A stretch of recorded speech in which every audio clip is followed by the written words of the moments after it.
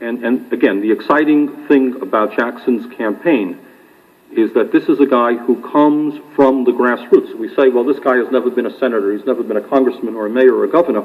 That's right, but he has been in the streets.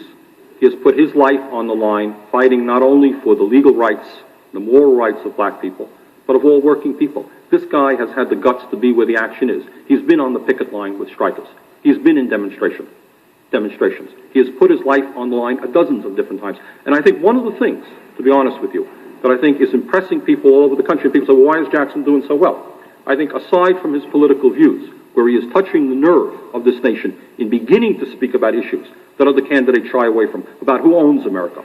The other issue, I think, the other reason I think that people are responding to him is they appreciate the courage of this guy. He started out with nothing, with no money, a black man attempting to get elected in a system which has never in a million years thought to elect a black person.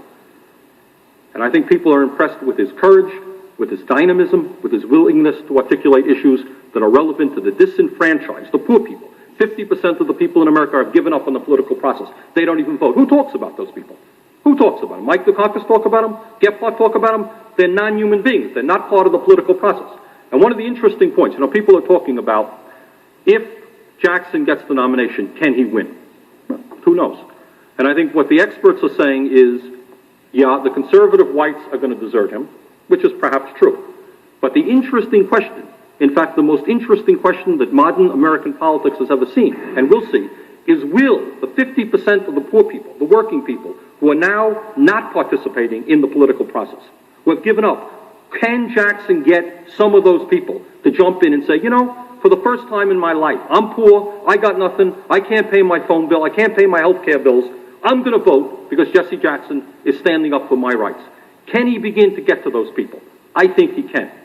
So while in fact he may end up losing some conservative white votes, some racist white votes, I think there is a real chance that he could do what Mondale couldn't do in a million years, as that is to bring millions and millions of poor people and working people into the political arena who in the past never participated. That's the interesting question.